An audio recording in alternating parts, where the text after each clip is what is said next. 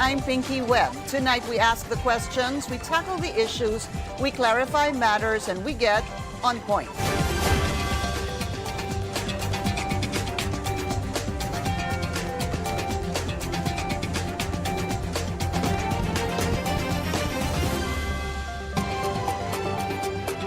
Tensions over the West Philippine Sea erupt anew, this time not just with China, but also among lawmakers here at home. One senator even questioned the supposed lack of precise coordinates for the country's exclusive economic zone. A former senator has been standing firm on the Philippines' territorial claims and even authored bills asserting the country's maritime zones. Let's get on point with former Senator Francis Tolentino. It's so good to see you again, Senator. Good evening. It's been a while. How have you been? Nice to be here. Watching from the sidelines. That's actually my first question. You know, with this word war between Philippine officials and Chinese embassy officials, this has gone on for, I would say, 3 or even 4 weeks. What were your thoughts? What were you thinking about this whole incident? I am saddened of the lack of unified stance of our officialdom. I'm referring not just the executive but members of the legislative branch. So nakakalungkot yon. So we should have been more united in discussing and promoting what we have in terms of the consequences coming from the 2016 arbitral ruling, the entitlements provided us by UNCLOS, as well as the effects of the twin laws I sponsored. I'm referring to the Republic Act 12064, the Philippine Maritime Zones Act, as well as 12065, the Philippine Archipelagic Sea Lanes Act. Yes, I wanted to discuss that with you. When this was all happening, I actually really thought of you, Senator, because you authored, sponsored these two bills that eventually became law before you lost, no? You lost, not the last elections. First, let's talk about yung mga lumalabas po na mga salita. Yung so the Senate was passing a resolution. This is kind of where it kind of also started. There were interpellations, resolution condemning the statements made by Chinese embassy officials regarding Philippine institutions and officials. Dito po lumabas yung si Senator Marcoleta was interpellating Senator Kiko Pangilinan. And then he was saying that ito pong salitang meets and bounds. Correct. Senator, ano ho ba ito? Can you kindly explain to us? Kasi parang ang pagkaintindi, ano ba yung extent? Yun yung meets and bounds. Go ahead, sir. Perhaps you're referring to the West Philippine Sea. That's right. Malaki po siguro ang, I call this category error. Wala pong pagkakaiba pag tinanong kita, what is the color of number 7? Wala pong pagkakaiba pag halimbawa pumunta ka sa isang university sa Moraita or even sa Taft Avenue. Ang dami ko ng building na nakita but I haven't seen the university. The university is the system. When you speak of meets and bounds, you're probably referring to coordinates. Coordinates would always refer to maritime zones, Okay. not the sea itself. The Ano sea ho yung itself, difference nun, maritime zones and the sea itself? the maritime zones are zones defined under the law of the sea, the United Nations Convention, the law of the sea. The maritime zones provide us with entitlements. The maritime zones will provide us with the rights and obligations. The other one, on the other hand, the nomenclature is just a geographical description or name of an administrative or political area. You're referring to the Gulf of Tonkin. You're referring to the East Sea of Vietnam. You're referring to the Atlantic Ocean. Yun po ang, anong tawag po ulit doon? These are political nomenclatures, administrative nomenclatures. Nomenclatures, okay. But the rights, the definitions, the coordinates are referenced through the maritime zones. You're now referring to the territorial sea, which is supposed to be 12 nautical miles from the baseline. You're now referring to the contiguous zone, which is 24 nautical miles. You're now referring to the exclusive economic zone, which you're referring to the 200 nautical miles. So, lahat po ito nagsimula no 1961, nung nagkaroon tayo ng baseline law. Nabago po ito no 1968, which was amended, diniretso na, straight baseline. And then finally, we had the latest, the Republic Act 9255. It now refers to the 101 base points. Ito po ay 2009. So yung baseline, ito po yung diniposit natin sa United Nations. Meron pong opisina doon, ang tawag po ay DUALAS, Division of Ocean Affairs and Law of the Sea. So under the United Nations Secretary General. So nakadeposit na yon. DUALAS. So once you have this, the measurement, the configuration of the 200 nautical miles is ipso facto, automatic. Automatic na po yon. And within that 200 nautical miles, if you're now referring to baseline point 69, 70, 71, ito yung mga balabak, ito na yung West Philippine Sea. Okay? So saan po lumabas yung... Sorry, sir, I'm gonna cut you there. Yes. You're saying, just as trying to understand it, Okay. mula po nung, ano pong taon yon yung nilagay sa Tualas? Yung 2009. 2009. Mula po ng 2009, it was submitted to the United Nations. Yes. And so, what happens after that? We're now entitled to the rights. Because that's really Under just UNCLOS. under UNCLOS, the United Nations Convention. Pero meron pong sinabit. Yes. Ano po yung sinabit? The coordinates. So there is really a word Yes. such as coordinates Yeah, that I have is it here. used. I have it Okay. here. I have it here. The 101 base points. I have it here with me. So, nasubmit yon, it follows automatically, ito yung ating territorial sea, ito yung ating contiguous zone, ito yung ating exclusive economic zone. Now, you're now referring to 2.2 million body of water, square kilometers body of water. Dun sa West Philippine Sea, west of Palawan, more or less 300 plus square kilometers, 300,000 square kilometers. So all of this, through the years, kukwento ko to, Treaty of Paris, Treaty of Washington, Convention with Great Britain, incrementally, nabubuo yung ating archipelagic baseline. If you, siguro inabot ng dad mo, Senator Tolentino, he was really the founder of this, the author of the archipelagic doctrine. That's why you have gotten so much focus and attention to this as well? Hindi naman. I happen to be the chairman then of the Special Committee on Maritime and Admiralty Zones. Yeah. Okay. So ituloy ko yung kwento ko. So because of this, nanalo na si President Noynoy Pinoy, 2012 issued an executive order renaming the area as West Philippine Sea. Right. And then 2016, the arbitral ruling. Ito na rin. So it affirmed our entitlements. It invalidated the 9-dash line and the historic rights of China. So lahat po yun, pag pinagsama-sama mo, yun po yung ating kine-claim. Hindi kine-claim, doon tayo merong jurisdiction. Nakakalungkot lang yung sabihin na i-give up na natin. Nakakalungkot po yun kasi Article 1 of the Philippine Constitution provides that the Philippine territory comprises of the blah, blah, blah. It cites where we have sovereignty and jurisdiction. We have jurisdiction and sovereignty over the Pagasa Island. We cannot give that up. To give that up, nalihis ako ng konti, to give that up would be unconstitutional. It would require a constitutional amendment.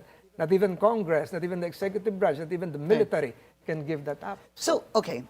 We're gonna go to that later, Senator, no? So, pag pinag-uusapan po yung, I will simplify this, kung meron ba tayong meets and bounds, you're saying that actually already exists? Yes. Meron na po yun Yes. because back in 2009, it was submitted to the Tualas in the United Nations. So, latitude, for instance, of Balabac Island is 7 degrees, 48, 30, 69, longitude 116, blah, blah, blah. And So we have it's that. there. Yeah. It's there. I see. It's there So on kapag file. sinabi po na kailangan isubmit, because I remember Senator Dante Marcoleta was also saying dapat si Commodore J, I think he said it, no? I could be confused or mistaken.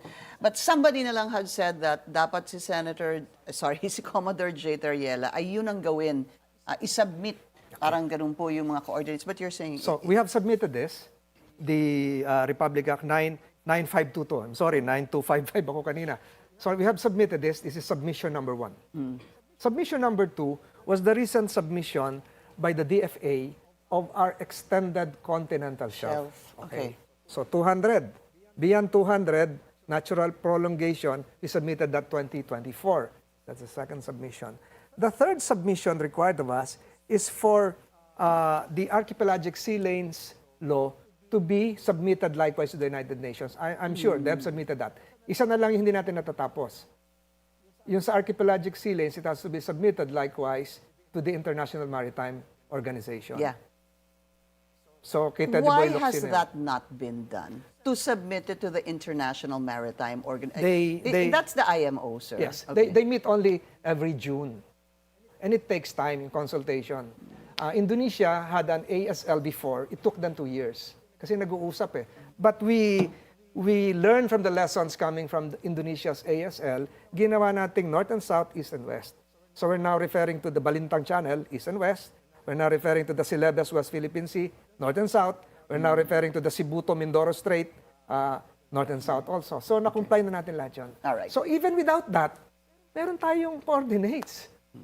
That will just affirm and strengthen our position na kung sino yung dadaan sa ating archipelagic sea lanes, meron tayong control.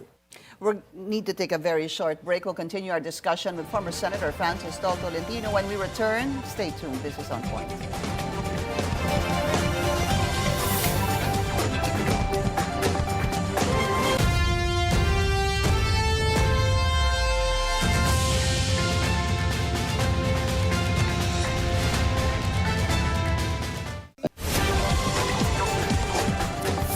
Welcome back. Still with us, former Senator Francis Tolentino. So we clarified that, sir. Basically, you're saying there's no need for these meets and bounds have already been submitted, not just once, but a number of times. The second topic, sir, these two bills that you authored, you fought for, you defended, again, it is the Philippine Maritime Zones Act, passed Republic Act 12064 and 12065, which is the Philippine Archipelagic Sea Lane Act. Sir, paano ho ba ito makakatulong sa atin? Okay. Siguro I'll compress the twin laws under three objectives. One, it will be a law. Both will be laws of definition. It will define our maritime zones, our entitlements. It domesticates the arbitral ruling as well as UNCLOS. It makes us as a respectable member of the international community. Number two, it can likewise be called as a law of defense because it defends our oversight, it increases our capability to ensure that we protect our resources, our fisher folks, etc. We have something, not just an aspirational international document. We actually have a law. A domestic law, law that is ours. Yes, okay. That can be used for enforcement. Okay. And number three, I call it laws of destiny. It protects the maritime security of future generations. You're now talking of environmental protection, you're now talking of natural resources, etc., etc. So, if you would recall, a few weeks ago, the President declared that we have a new natural gas site.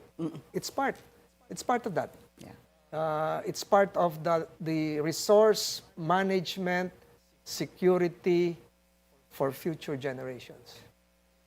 I was checking this, sir, and I saw that you also had a bill, the mandatory use of the name West Philippine Sea Bill. Am I correct, sir? You probably are mistaken, but it's now part of Republic Act 12064. It's Section 2. Okay. Nandun na po shall siya. be called collectively West Philippine Sea. And I included another one. I renamed Benham Rice as Talampas ng Pilipinas. Talampas. Talampas ng Pilipinas. It's part of the law. when and should we already call it West Philippine Sea? How does that work, sir? Because even before sinama niyo po ito sa Republic Act 12064, or is it part of the Maritime Zones Act? You already mentioned, and I also checked this before, the late President Pinoy already issued an administrative order calling... Executive order. Was it an EO? Yes, yes. EO, calling it the West Philippine Yes. Sea. Kailan ho ba natin tatawagin tong West Philippine Sea? Tinatawag South na po China natin. Sea? I mean, formally and, di ba, ibig ko sabihin, kailangan na ho ba yan isama sa mapa? Kailangan ho bang ituro na yan sa mga tao?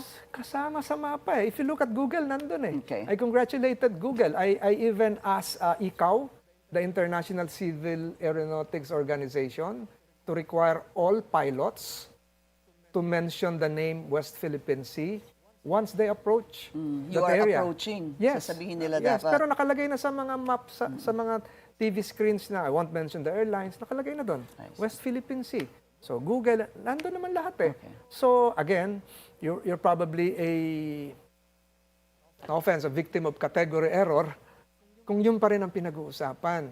Ang pinag-uusapan po dapat natin ngayon ay paano natin masigurado na yung nilalaman ng West Philippine Sea ay mapunta sa kapakinabangan ng susunod na salinlahi. Generation. Yeah, the future generation. Hindi na dapat natin pinag-uusapan na i-give up na ako.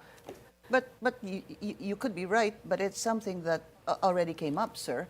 In fact, yung sinabi ni Senator Marcoleta to give up, he was already saying he was taken out of context. Para po sa kanya, mali, hindi, parang pinick up lang po yung line na yun. This is according to him.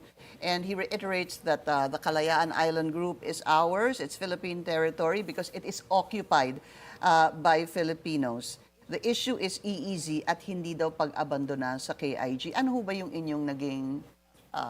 No offense to Senator Marcoleta, pero I've always been, iniisip ko ng ano na, Nung narinig niyo po yun, sabi, on two fronts. International law is not a matter of personal opinion. International law is anchored on jurisprudence and the law of the sea. Number two, we cannot bargain or give away what is ours because it would be unconstitutional. As I mentioned earlier, Article 1 is national territory.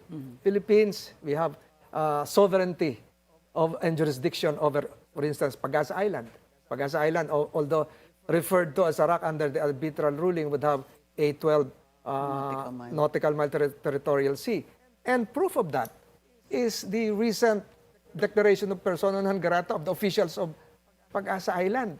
So meron tayong jurisdiction, may administrative body, there's a functioning LGU. There's a functioning LGU there. Yes. Kaya po sila ay nasaktan at gusto nga nilang ipa-strike off sa record ng Senado because this was said during the Commission on Appointments hearing. Correct.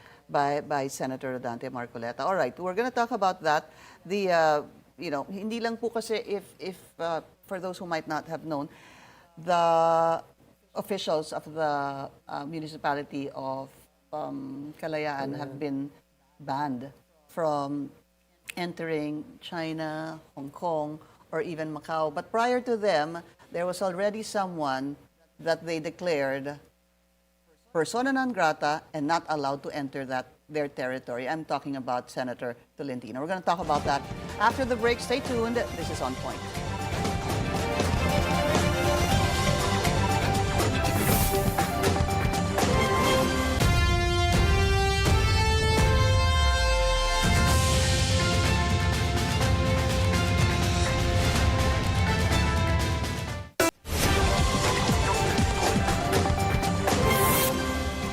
Welcome back. We're still joined by former Senator Francis Tolentino. Yung pinag-uusapan po natin, Pagasa. Correct. How far is it, sir, from... Siguro mga 160 nautical miles So- from the baseline, Palawan. So well it's part of our exclusive economic zone. well within the EEZ. Yes. So I was saying a while ago before we went on a break that you had actually been the first person or official who China said called persona non grata. You cannot enter China, Hong Kong, or even Macau. And I remember when they declared you persona non grata, you called it a badge of honor. Correct? Because of your, ito pong pakikipaglaban ninyo. Yeah, I consider it as a badge of honor. But it was not the embassy who issued that declaration. It was the Ministry of Foreign Affairs. The statement came from Beijing, apparently upon instructions of President Xi Jinping. Badge of honor. Kasi hindi lang naman dun sa West Philippine Sea. There were other things, events that I exposed, including the trolls, including the submersible drones captured within our sea lanes, territorial sea. Alam to ng Philippine Navy, and a lot of other things. So it's probably an incremental frustration on their part. But let me say this. They were saying that the arbitral ruling is a mere scrap of paper. But when we came out with the twin laws, they immediately reacted and summoned the Philippine ambassador based in Beijing. So nag-react talaga sila. Nakita nila that what we have is not just two pieces of paper, but something that is enforceable and can be respected by the community of nations. That ours is our faith in international law and not coercion or the use of force. Doon siguro sila nagalit. Sabi po ng mga officials of Kalayaan Municipality that, kumbaga, when they were, sabi persona non grata sila, I think they were 16 or 17, if I'm not mistaken. Like you, they were saying that it somehow solidifies what actually they are fighting for, the reason they are there, the reason why there is a local government there that is functioning, etc. Kumbaga, it is a confirmation of the mere fact that they actually live there. We should support them. We should honor their patriotism. We should respect their decisions. Yeah, it's not easy to live there. I sir. associate myself with them. I've been there. I was Well, there how many times were you there? Dalawa. I was there in 1998. As part of the tour given for members of my class of the National Defense College of the Philippines. So we distributed meals, played billiards in Kalayaan Municipal Hall. It's a barren island before, but now it's a functioning community. I remember also, I think, during the time of the DND, Delphine Lorenzana, madalas din, he went there a number of times also, and they wanted to kind of repair the airstrip, no, in the area. And maybe just also share with us, Senator, what it's like, yung buhay nila doon, yung inyong pong nagis na nakita. Siyempre malungkot. Pero ngayon they have Wi-Fi, they have connectivity. And let me reveal this, wala naman na ako sa ano. There's one island that I would like to be developed as well. And I've started, this is Lawak. Also within the vicinity in that area. And modesty aside, I initiated the development of Mavulis. Okay. That's the northern part of Batanes. It's almost adjacent to the Bashi Channel. So we have a naval contingent there. There? Yes, right now I've been there. You have the book. So these are frontiers. And likewise, the establishment of a naval detachment along the Kasiguran area of Benham Rise, which we call now Talampas ng Pilipinas.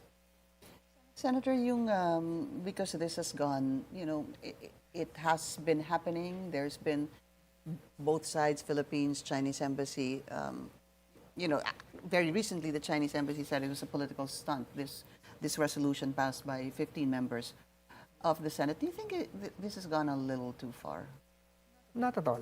I respect, and if I was a member of the 20th Congress, I would have supported likewise that resolution. That's an expression of the sense of the Senate. It's nothing that would perhaps impinge on our diplomatic relations with China. It should be considered as part of the transparent engagement with the People's Republic of China. In the same manner as they summoned the Philippine ambassador, our Philippine ambassador to Beijing after the passage of the twin law. So it's part of our right. It's part of the Just duties. have to keep asserting it. Yes, yes. We have to fight for it. We have to claim it. And lastly, Senator Marcoleta was also asking for a friendly debate with J. Batong Bakal, Commodore Tariela, and Justice Carpio. Sabi po ni Commodore Tariela, parang he said no to that. Si Justice Carpio agreed to it. Senator Panfilo Lacson parang was saying it's not necessary to do this. What are your thoughts? Kailangan ho bang magkaroon pa ng friendly debate about this? I've been saying this. Philippine territory, our rights and entitlements under UNCLOS, what we achieve under the 2016 arbitral ruling are no longer debatable. It's part now of Philippine heritage. We don't debate. We don't debate whether the Philippine flag should have 3 stars. What we should do is to consolidate our mindsets as Filipinos and push forth international recognition as well as engage China diplomatically, but at the same time, allow ourselves to be respected, not to be pushed around. Eh kung papayag, alam mo yung debate parang nagsisimula uli sa umpisa eh. You don't debate the results of the arbitral ruling. It's there. It's enshrined. You don't debate the national territory under Article 1 of the Philippine Constitution. It's there. Ano pa yung pag-uusap? Wala. For me, there is nothing to debate. There is nothing to debate. Philippine sovereignty is not subject to debate. Former Senator Francis Tolentino, sir, good to see you again. Thank you so much for your time. Thank you. That's On Point. Join us again tomorrow, 7:30 p.m. here on BNC, the Billionario News Channel. I'm Pinky Webb. Thank you for watching.